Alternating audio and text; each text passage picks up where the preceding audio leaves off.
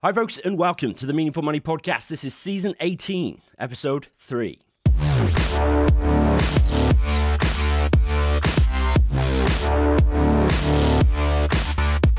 This is the podcast dedicated to helping you put your finances in order. My name is Pete Matthew, and I'm going to share with you everything you need to know and everything you need to do to secure your financial future. I'm here to help you make sense of money.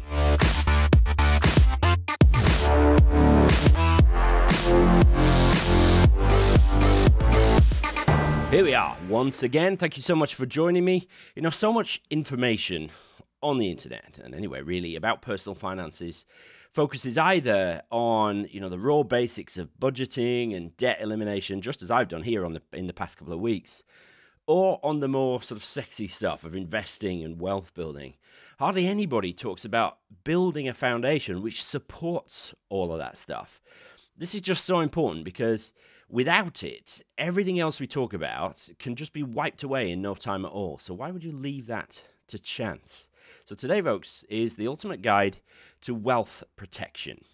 Now, as usual, after the main body of the show, I'll look at a review that's been left, announce what we're going to be talking about next time. Also, got a special offer on Meaningful Academy, so details on that towards the end as well. Don't forget, if you're watching on YouTube, we've got chapter markers under the video, so you can navigate to the bits that are particularly of interest. On the website, we've got that for the audio player too. Watch the whole thing first, though, maybe, right? And then skip back to the bits that you might need to just go over again. But let's not forget, before any of that, this podcast continues to be brought to you with the help of my friends at 7 Investment Management, who've been helping me out here on Meaningful Money for ages. Do check out what they're up to. They're at 7im.co.uk. That's the number 7im.co.uk. Go check them out. Now, I battled a little bit with what to call this episode. I didn't just want to call it, the ultimate guide to life insurance, because it's actually broader than that. We're taking into account other kinds of insurance other than just life insurance today. Wealth protection seems to cover the gist of the message. So that's what I settled on as a title. And this really is about protecting our wealth. As ever, it's not really the money which is important. It's what it enables us to do that is important to us. And so, like anything which is precious, our wealth deserves to be protected. And that's what we're going to be talking about. So remember, notes and links from today's show, they're at the show notes, which is the only link you need to remember as we're going through this. meaningfulmoney.tv/UG3 for ultimate guide number 3. And then there's also a workbook there which will help you with everything we're talking about today. It's free. It will really help you work through the process of sorting out your own wealth protection program. Also, as I said, stay tuned for more details on the Financial Foundation's Meaningful Academy special offer, which deals with this whole subject we're talking about today, and the stuff from the last couple of weeks been even more detail, plus lots more besides. Okay, are you ready? 3 minutes in. Don't really like to let the intro go any longer than that. So let's talk about everything you need to know. Okay, first thing you need to know is that you need a sure foundation. So long-time listeners of this podcast and readers of my book, petesbook.com if you're interested, will know that I tend to talk about life insurance and wealth protection generally as laying a foundation. When you build a house, if the foundation is poor, then the entire house is in jeopardy. A house on my own estate actually completely collapsed a few years ago because its foundation was flawed, and our whole estate is built on wet ground. It used to be a marsh years ago. So you've got to get the right foundation in place to support the thing that you're building on top of it. Otherwise, everything is in question. So I often see these houses, built on cliff tops, and when they were built, they were half a mile away from the cliff. But now they're not, and you just wonder how long it'll take for coastal erosion to completely undermine those houses, and they'll fall into the sea. And whatever you're building, and in this context, obviously, we're talking about wealth, which will give us choices about how we live our lives. Whatever we're building, it's got to be built on a sure foundation. If it isn't, the whole thing could just disappear, and often that can happen quickly and totally catastrophically. That was a well-constructed sentence. So, think of everything I'm talking about today as a foundation on which you're building, because that will help give you the perspective to the information and reinforce just how important it is. I reckon I've hammered that point home well enough, so let's move on. Second thing is to know your risks. Okay, so what might go wrong? What are the risks we're talking about here? Well, when we're building wealth, the primary tool at our disposal to do that is our ability to earn a living. Most of us build wealth slowly over time by employing the tools that we've been talking about over the past couple of weeks of ultimate guides: budgeting, eliminating debt, putting our money to work. There are obviously lots of other tools like leverage, compounding, all of which we'll get to in the coming weeks. But for most of us, our income really is the main deal. If we no longer have an income coming in, then we can't pay our bills. If we can't pay our rent or our mortgage, we'll lose our house. We'll end up getting further into debt, most likely. Everything starts going south very quickly if we lose our income. Until we get to the point, which is often called financial independence or FI or retirement in old school speak, until we get to that point that we have enough income generating assets or assets that we can draw from in capital form, then we're going to need an income to move forward. And really, it's our income then that we need to protect. So what might happen to us? That our income might disappear. These are the risks that we need to protect against. Firstly, we might die. Okay, while we'll no longer be around to worry about it, there's a good chance that we might have commitments to other people, like maybe our creditors, mortgage lenders, things like that. But more importantly, the people who we care about and maybe are dependent on us to some extent. If we're no longer around to support them and contribute to the shared financial future that we had, then they are probably in trouble and they will probably have some difficult decisions to make. Secondly, we might get ill and we might be unable to work. Now, there are a million things that can go wrong here. Either we can contract something serious like cancer or have a stroke or motor neuron disease, or it could be a, quotes, lesser ailment, and that is in quotes most definitely, like a chronically bad back or, an invisible but no less debilitating mental illness. We might get some short-term help from our employer. Some will get more than others, but most of us couldn't live very well on statutory sick pay or universal credit. And even though we could probably survive, we almost certainly couldn't build for the future. We'd be existing, not building, probably dreading the next unexpected bill or fretting about having to move because we can no longer afford the place we're in. Finally, we might lose our job to redundancy. Plenty of people are facing that right now, recording this in October 2020 with the coronavirus furlough scheme coming to an end very soon. In this situation, we'll still have our health and hopefully we'll be able to go out and find work, but it might take a while depending on lots of factors. So how will we cope with that? So premature death, inability to work due to illness or accident, and redundancy. These are the three primary reasons why we might lose our income. And we need to talk today about how to ensure that even if one of those things happens to us, our financial future, or that of the people who depend on us, isn't completely derailed. Number 3, ignoring wealth protection, ignoring this stuff that I'm talking about today, is itself a risk. So like I said, many finance gurus skip over this subject. It makes me cross when they do that.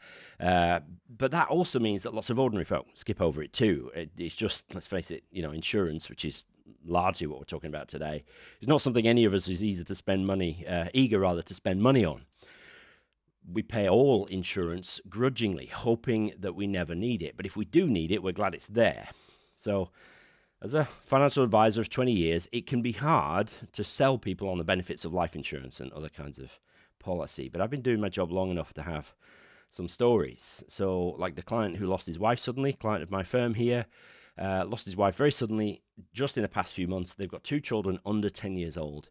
And when he rang my colleague Chaz to confirm that the life insurance would pay out, what the amount would be, he just broke down crying with relief, because it's meant that he can pay off his mortgage, he can take as much time off as he needs to get used to this new hideous situation that he finds himself in, and just be with the kids through it all.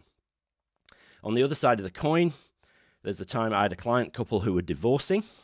She cancelled her life insurance, I guess worried about the cost. The life insurance had critical illness cover included, and we'll get to more about what that is in a sec. But the insurance company spent repeated letters to her.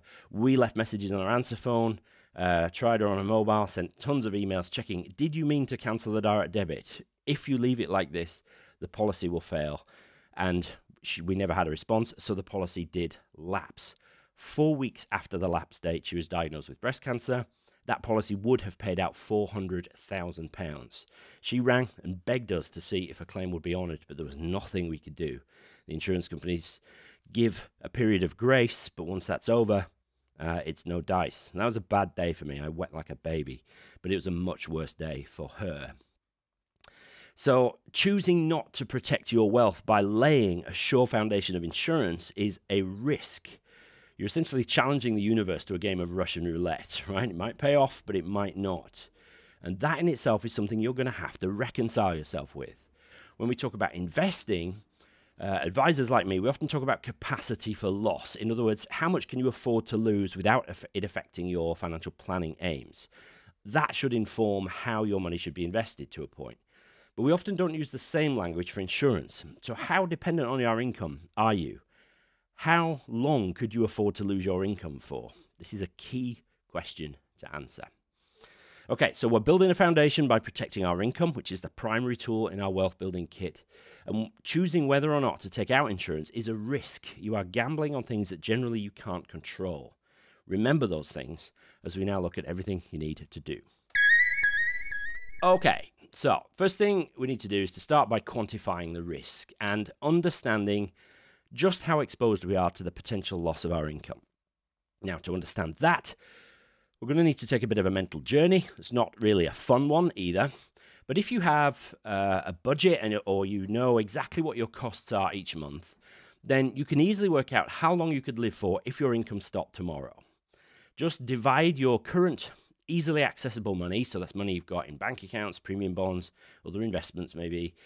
Divide that figure by the amount of your monthly costs and it'll tell you how many months you could survive for. So remember, if you're aged 40 and you've got a really good pension fund, you can't include that because unless you're terminally ill and can prove that you'll never work again, you probably won't be able to touch your pension until your state pension age minus 10 years. What is the minimum that you could survive on and still build for the future? That's up to you. You might want to build in a Netflix subscription if you deem that essential, but you need to come up with a monthly figure which you wouldn't want to live on less than that amount. Then use that presumably lower figure than what you're currently spending and work out how many months you could last if you had to. Chances are that'll be quite a few more months because you've dialed back your costs. Now, obviously, if you're not here because you've unfortunately died, then the impact of that will depend on whether you're leaving anyone behind who is financially dependent on you. So run the numbers again. If you died and your partner didn't, their income would presumably continue, so you can factor that in. But then how long could you last if your income disappeared? I don't think there's any right number here. There's no sort of, well, it should be at least 12 months or anything like that. I just want to get you thinking about what the impact might be in a few different scenarios. Specifically, think through the financial impact of what might happen if one of you was still alive but couldn't work. What would happen if one of you died? And what would happen if both of you died, assuming, of course, you're in a couple? Now, this latter scenario, with both of you dying, is obviously the catastrophic one, but it still bears considering, and especially so, of course, if you've got children or other people who are dependent on you.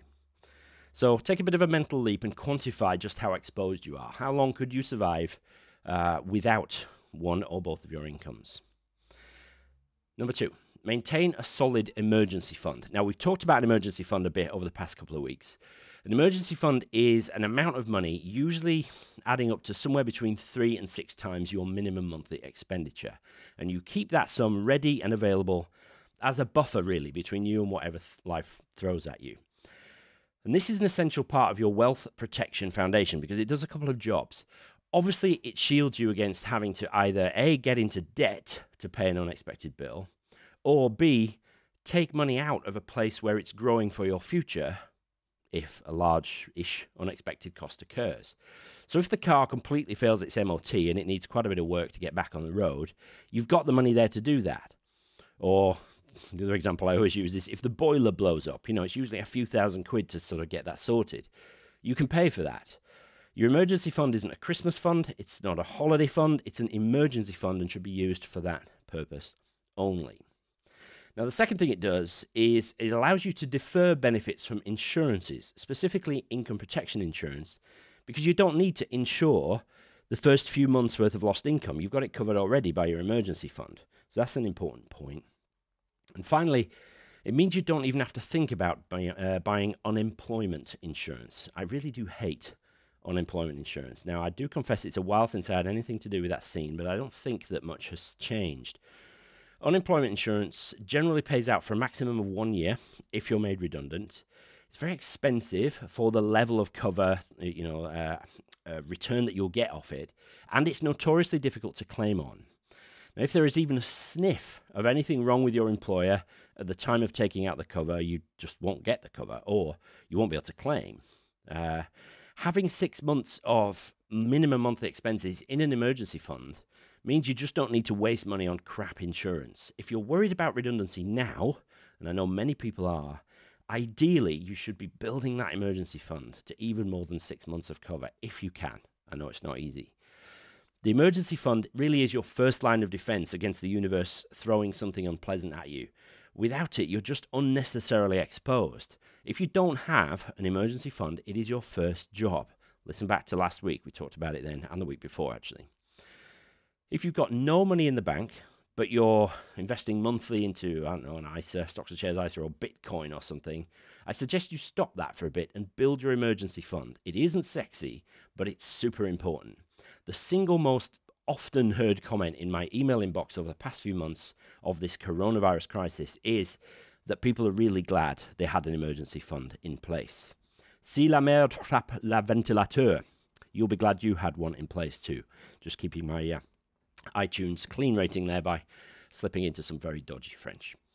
Okay, number 3, assess your current cover. Now, we've got some idea of the impact of the loss of our income due to either premature death or acute or chronic illness. We need to start working out how we are going to protect ourselves. So chances are we've got some cover in place already, and the first place to start is with our workplace benefits. So if you're employed, and especially if you work for a big company or in the public sector, you'll have some benefits available to you. So start with life insurance, which is usually called death in service cover. It's usually expressed as a multiple of your salary, and so find out how much you'll get. Also, if your remuneration is made up of different parts, like basic salary, bonus, commission, or whatever, find out what the multiple benefit is based on. If it's basic salary only, and it usually is, then take note of that. Some companies offer the option to choose higher level of benefits in return for a small monthly deduction of your pay.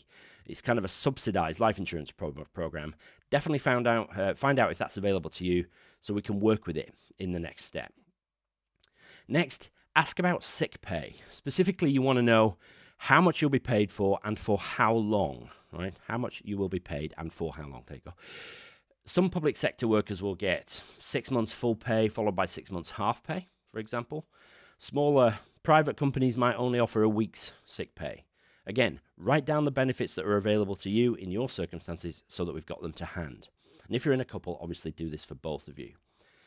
Also, you might already have some personal policies in place. This is where a really decent financial filing system is useful, right? Hopefully you've got records of what policies you have, how much they will pay out, and on what risk. So are they policies which will pay out on just death, or on the diagnosis of a critical illness, or both? I'll cover the 3 main types of policy in just a sec so you know what you're looking for. Okay, number 4, fill the gaps. So you should be able to get to the cheery point of knowing what would be paid out and from where in the event of your death, being diagnosed with a so-called critical illness like cancer, or if you are just unable to work for any medical reason. The next question, of course, is that enough? And to answer that, you need to know a little bit about the different kinds of policy which are available to you. So I've got to make this succinct yet comprehensive, so wish me luck with that. This is an ultimate guide after all. Now, life cover comes in a few forms. Firstly, we have the distinction between term insurance, which lasts for a fixed period of time, and whole of life insurance, which, unsurprisingly, as the name suggests, lasts for your whole life. Term insurance only pays out if you die within the term of the policy.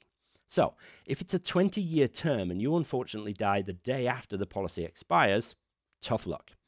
Because the insurance companies know the odds of a person of your age, gender, and health dying within a fixed period of time, they can price that insurance easily, and so term insurance is usually fairly low cost. But because everybody dies eventually, whole of life insurance is expensive, even though the insurers know that not all policies will be kept until they pay out. Plenty of people will just, get sick of paying for their policies and let them lapse. So most people in the wealth building stage have term life insurance because it's cheaper, right? That kind of insurance can pay out in 2 ways: a lump sum or a regular amount, which is called a family income benefit policy, or FIB. And with an FIB, you can set the amount of income that you would like paid out if you die. So let's say it's £30,000 a year. And you can choose, say, a 25-year term for the plan.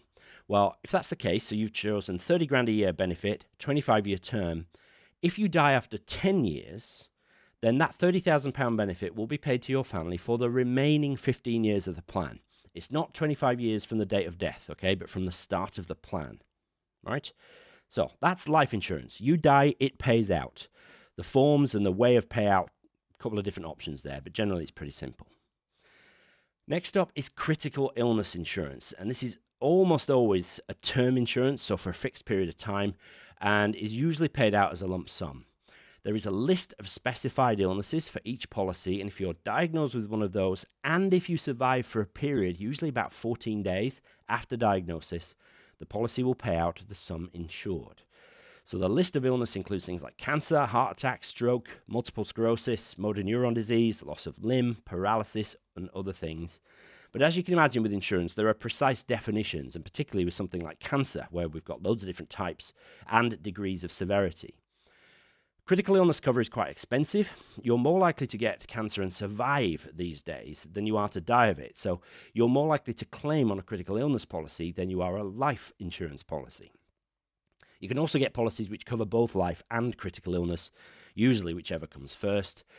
Pretty rare these days that I come across someone with a standalone critical illness policy. Usually it's attached to life insurance. And then finally, we got income protection insurance, or IP.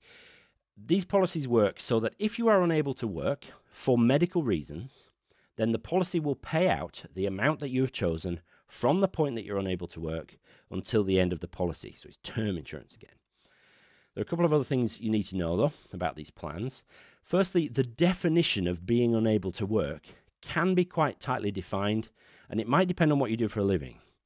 So some policies will cover on an any occupation basis, which means that if you can't do your job, but you could do another job which is, say, less physically demanding or requires a lower level of qualification or something, then it might be that the policy won't pay out, or would maybe pay out a reduced amount to make up the difference.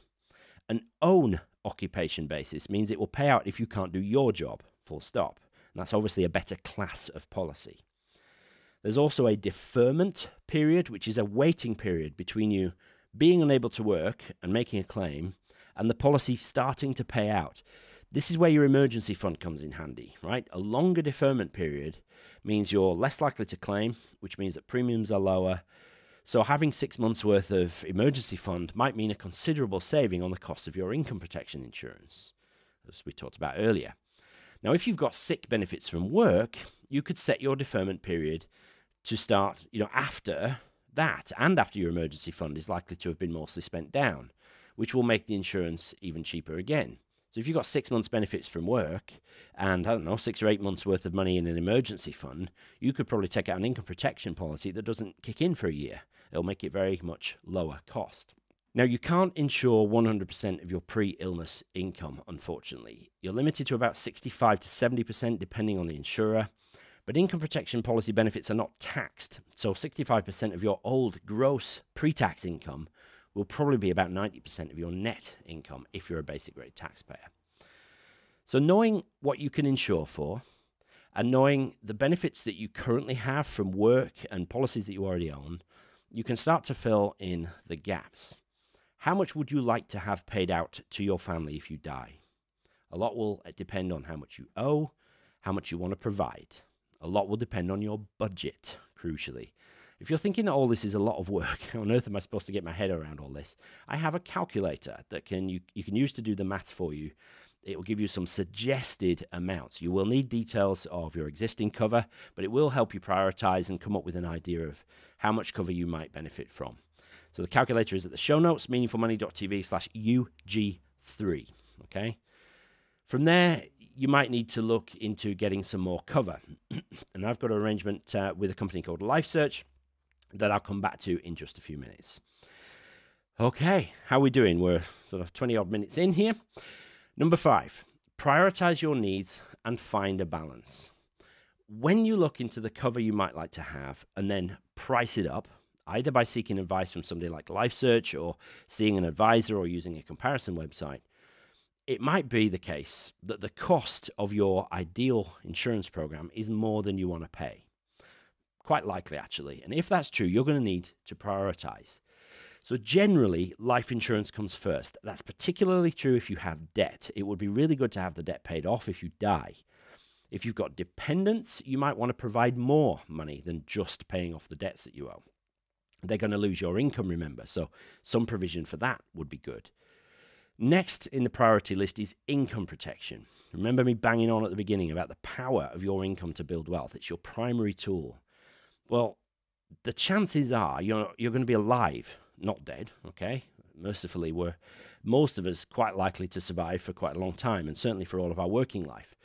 So if you can't work and you're still around to see that, that's not going to be pleasant, okay? So if you're single, after just life insurance to pay off your debts, income protection is likely to be your highest priority because you're dependent on you and your income, that's it. If that gets taken away, you're in trouble. So if you're single, income protection will be your highest priority, plus maybe just some cheap life insurance to clear any debts you've got. Finally, you might want to consider critical illness. I'd say it's the lowest priority of the three. As I said earlier, it can be expensive. So rather than provide for, say, all your mortgage to be paid off if you are diagnosed with cancer, you could provide maybe a smaller amount to increase your cash buffer if you do get a nasty diagnosis. It'll help reduce the burden on your emergency fund and any income protection cover you might have, and just boost reserves so that you don't have to worry about maybe getting back to work so quickly, so you can, take your time, get better, and beat the cancer or whatever. So an advisory firm like LifeSearch can really come into their own here. They will help you to prioritize and balance cost with cover in a way which works for your unique circumstances.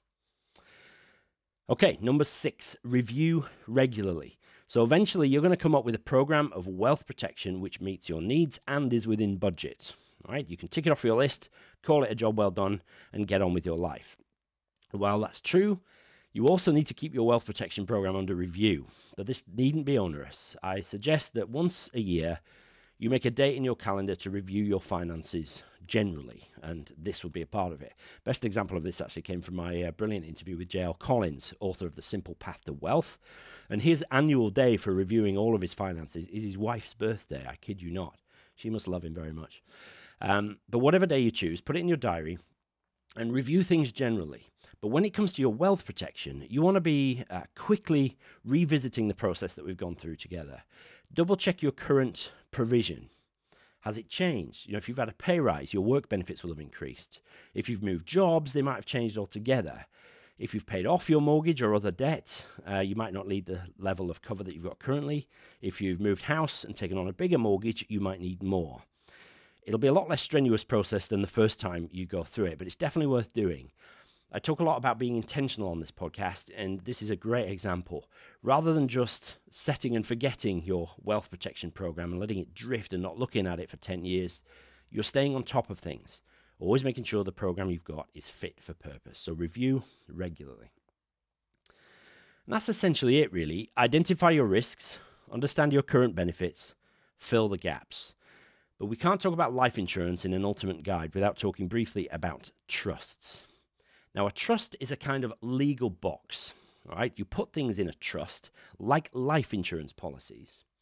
And if and when the policy pays out, so you die, the policy pays out, it pays the trust, because the trust owns the policy. And that has a couple of key benefits. Firstly, if you own a life insurance policy on your own life and then you go and die, the proceeds of that policy will be paid to your estate. And that means that the people potentially who need the money can't get it until your estate is settled, and that can take months, sometimes longer. Secondly, if you happen to be in a position where inheritance tax is payable on your estate, then adding the proceeds of a life insurance policy is just going to make your problem worse. You could even end up paying up to 40% of the policy proceeds away in tax, which is just pointless. So trusts, they help with the speed of payout and with tax protection, valuable benefits. Most life insurance companies offer trust forms that you can complete. You're going to need to decide who your trustees will be. These are the people who carry out your wishes for the money, so they need to be trustworthy people, hence the name. And who your beneficiaries will be. That's the people who will get the money eventually. Don't put income protection policies or critical illness policies in trust, and always seek legal advice. It's really easy to get this wrong. Trusts aren't easy very often for lay people to get their heads around. It's a specialist area, so you should always seek advice. I've done 3, I think, 5-Minute Friday videos, so I'll make sure there's links to those in the show notes as well. Okay, number 8, make a will. While we're talking about seeking legal advice, and while we're thinking about what happens to us when we die, take this opportunity to make a will. It's something that almost all of us put off, but we know that we shouldn't. So many people take the view that it'll all get sort of sorted out somehow, and they're not going to be around to worry about it anyway, so why bother? Well, if you're thinking that, go find a mirror and give yourself a stern talking to, okay? By not making a will, you're making the lives of those left behind considerably harder than they need to be at an already unimaginably challenging time. If you've got financial dependents, a partner or kids, not having a will is just inexcusable. So I've got a deal with a company called Fairwill. It gets you 20% off any wills written by them, and they're already incredibly good value compared with your average high street solicitor. There's a link in the show notes, or just go to fairwill.com/meaningful20. That's FAREWILL.com/meaningful20. Don't be cheap. Don't be thoughtless. Make a will now. I'm watching you. Do it now. Go on. Good. Okay. Finally, number 9, call LifeSearch. I mentioned them a couple of times already. Fairwill will sort out your will for you. LifeSearch are the best people I know in the UK for helping you sort out your wealth protection cover. I've been sending listeners to LifeSearch for 2 years now. All the feedback I've had about the process has been superb. They will never try and sell you cover that you don't need. They'll help you to understand the benefits you already have, and they'll help you to balance cost and benefit. So you'll end up with a really, really good, well thought together program of wealth protection, which is affordable to you, crucially. So go to meaningfulmoney.tv/LifeSearch, or there's a link at the show notes. Full disclosure, the deal with LifeSearch is an affiliate arrangement. So I get some of the commission that they receive when you take out a plan through them. It doesn't cost you any more though. And if you use my link, you go straight through to their senior advice team. So you know you're dealing with the best of the best.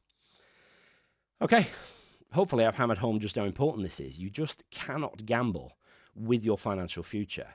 Yes, you'll need to balance the cover that you'd like with the cover that you can afford. Nobody wants to spend hundreds of pounds a month on insurance, but you shouldn't build for the future on shaky foundations. Just one emergency, a car accident that leaves you paralyzed or worse, a debilitating mental illness, the death of a partner, any of these things can leave you in seriously dire financial straits where any thought of building an enjoyable financial future is replaced by going into coping mode at best. Nobody is going to pay your mortgage for you if you can't work. The mortgage company will kick you out, and then you'll be at the mercy of the local authority housing system. I mean, at least we live in a country that has a decent social security system, but we would all surely rather avoid being dependent on that. If you die, your family's financial future is immediately thrown into question, but not if you provide for that ahead of time. It's part of taking a mature view of your financial responsibilities as an adult. I know I'm getting preachy here, but I've seen too many people ignore this and wish they hadn't. So let's commit to sorting it out soon and reviewing our wealth protection program regularly. Now remember, at the show notes, meaningfulmoney.tv/UG3, all the links are there, including a link to a free workbook to help you with these questions and working through the process, and of course a full transcript of this episode so you can read up. And to celebrate this season of Ultimate Guides, I'm doing a special offer on Meaningful Academy. So this first 3 weeks of which this is the third, of Ultimate Guides, they lend themselves to the financial foundations phase of the Academy. And that's the phase for folks getting started. So you'll find guides, calculators, video lessons about budgeting, debt elimination, understanding the basics of life insurance, and investing. Basically everything you need to get your finances off on the right footing. Plus, there's a private Facebook group, so you can ask questions in a safe place from folks who are in a similar position to you. So find out more. Go to meaningfulacademy.com/specialFF. It's a really important link there. Again, there's a link in the show notes, but meaningfulacademy.com/specialFF. The special price on financial foundations will expire at midnight on the 3rd of November, 2020. Okay, well done. That's quite a lot of detail in there, so thanks for bearing with me. Here's a review titled An Absolute Must If You Want to Be Financially Literate by Amir Yusuf from the United Arab Emirates. Thank you, Amir. I appreciate the ease and structure of the information provided. No financial jargons or promoting and selling stuff. Just information that you need to be financially sound. Well, except for the odd affiliate deal. All right, okay, I got to eat. Okay, thank you, Amir. Really appreciate it. If you like what you hear on the podcast, just please do consider leaving me a rating or review. Go to meaningfulmoney.tv/love. All right, meaningfulmoney.tv/love, just like Amir did. It helps others to hear about the show and to subscribe because it keeps Meaningful Money near the top of the rankings. Did you know we've cleared 4 million downloads? I tend not to make too much of a song and dance about that these days, but I'll have a celebration when we hit 5 million. Feels like a nice round number. Okay, next time we're going to be talking about investing. Yeah, the ultimate guide to investing, no less. No pressure there then. I'm already slightly daunted by the prospect. But that's it for this session, folks. Hope you enjoyed it. Hope it was helpful. Questions or comments, go to meaningfulmoney.tv/UG3. All the links and the workbook are there. meaningfulmoney.tv/UG3. Hope you enjoyed it, folks. Thank you so much for joining me once again. Appreciate your support. I'll talk to you next time.